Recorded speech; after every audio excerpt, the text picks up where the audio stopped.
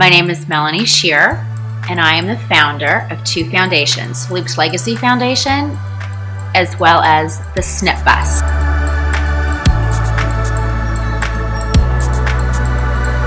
So Luke's Legacy actually works with local rescues throughout Coachella Valley. We help basically with food, helping with adoptions, etc., etc. But the main pride and joy, and the one that makes the biggest impact and the biggest difference, is my beloved Snip Bus, which is low-cost, affordable spay and neuter throughout the valley.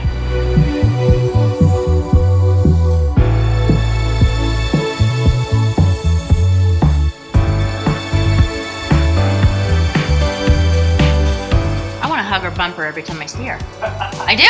I walk by, I do this. I'm like, love you, girl.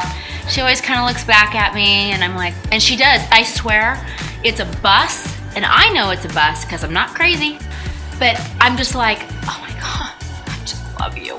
And I just do. Sometimes I cry. And I'll be out there doing whatever I have to do because she's parked and put away and the team's put her away. But she's dusty and she smells like animals. She smells like a farm.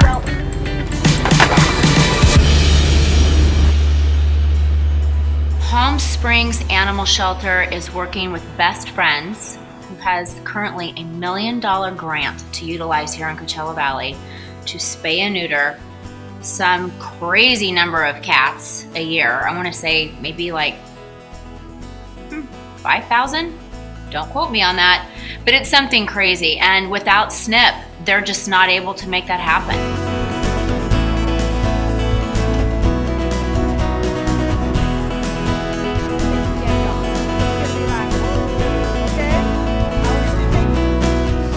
She's done checking this dog in. We'll get Butters checked into the air conditioning suite for the day.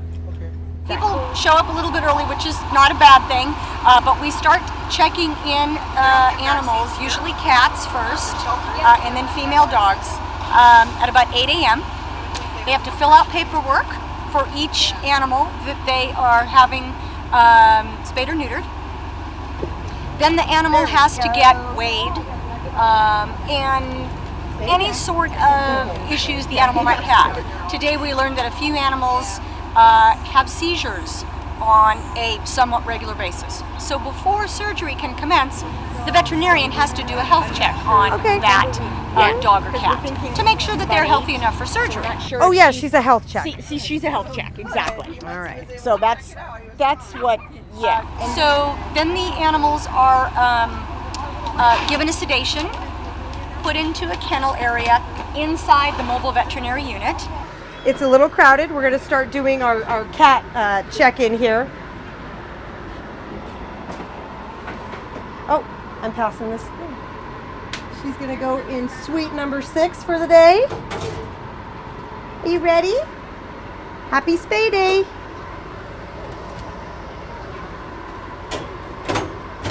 We have approximately 20 cages in here.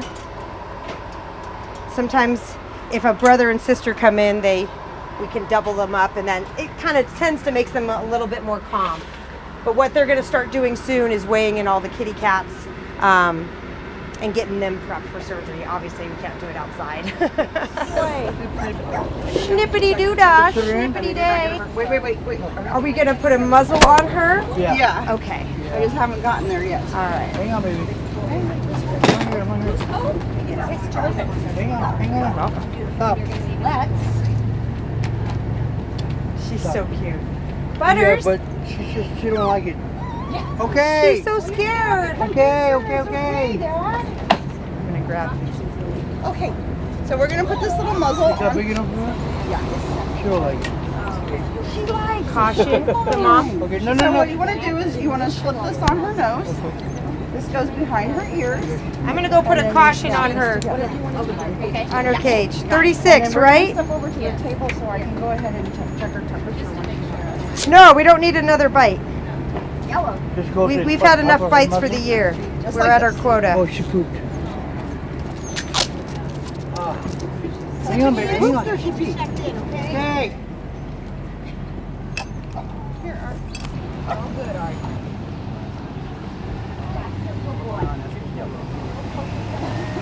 Oh, he's cleaning her little butt. Bless his heart. they are, I mean, it's, No, you know what I'm saying? It's That's his family. I'm very happy he made it.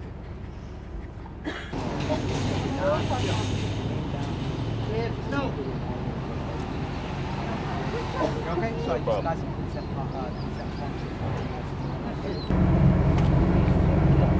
It's okay. We're gonna take them out, and yeah, we'll get them. Oh, Miss Butters. You know what do I do? So you're gonna bring her on over to me, hun.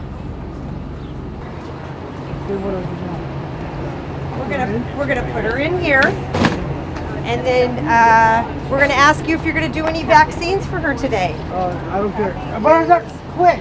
How many? No, How much you don't want pre-op? It's okay, honey. It's okay. She's gonna How many pre-op? How much pre-op for an 8-pound dog? It's okay. It's okay. Oh God. Okay. Got the hole in me. I love you. All right. You know what I'm doing? So we're gonna put her in here. She's good, and then I'm gonna shut the cage, and I'm gonna take her inside. Okay? Yeah, I'm ready. I was born ready. Okay, and if she gets the muzzle off, we'll take care of it. But you're gonna hang out.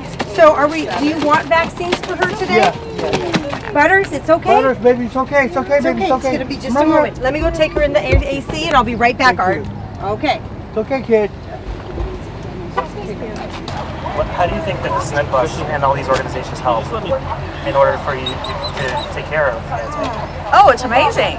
I mean, they're making a really great difference here in the valley. I've volunteered with rescues before, and it's always a struggle to find veterinary care for the animals that we rescue. And to offer this for everybody is just wonderful. You can't beat the prices. I mean, with the rescue group, we used to go to Moreno Valley to try to find decent prices. There's nobody here that offers anything that is affordable for most people.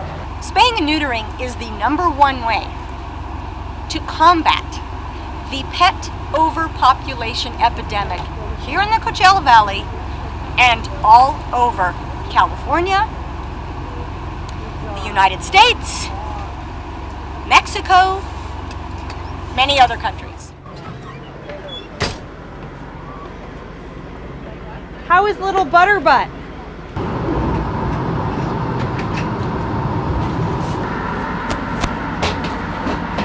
We educate the public one person at a time, it seems like. But you know what? I'm willing to do that till my last breath. We don't need any more unwanted litters of puppies or kittens. You walk through that shelter right now, it's pretty staggering. Looks great on the outside, but make no mistake, we are housing unwanted dogs and cats because of human neglectfulness. Oh, little sweetie. Oh, I know. Oh, look at you lying in the cage. Many people, for a variety of reasons, don't understand the importance of it until it hits home for them personally. There could be an oops litter. Then you've got 6 or 7 dogs or kittens running around your house. What do? Oh, you put an ad on Craigslist. But then you give or sell those to someone else who will not spay and neuter them. Do the math, and then it just continues. Hi, little baby girl. Up we go. Oh, here we go. A shelter was never meant to be a place for dogs and cats to live. It was just supposed to be a stopping point because Johnny or Spot was lost. And then this was the place that they would go pick them up because they are microchipped and have a collar with their name and address on them, etc., etc. If Johnny or Spot's time is up and they haven't been adopted, then they're euthanized. And then the cycle continues because you're merely making more room for another dog or cat to ultimately be euthanized if they are not adopted. Simply because their owner did not want them anymore, they are a stray based on those oops litters. Or, my favorite is a backyard breeder who just can't sell the litter by their cuteness date, and then they let them go in the field or the desert. Or they pretend that they have found a whole box of dogs or puppies, and they bring it to the shelter. Now, this is all at taxpayer expense, mind you. So it is counterintuitive that the cities and the general population would not want to try to blunt this problem. We're paying for something that we caused. We're the only ones that can stop it. The dogs and cats are not at fault. They're procreating because that's what they're meant to do, essentially. But we don't live in the Wild West anymore. This is a civilized society, but we're not acting very civilized when it comes to our domesticated animals.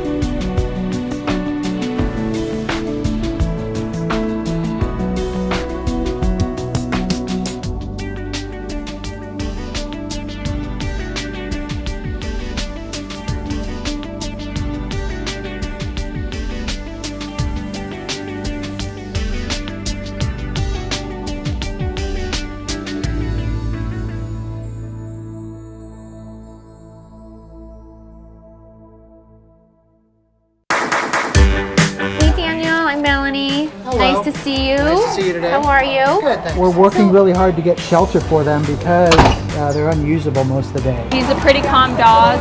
He got along with the other dogs pretty well.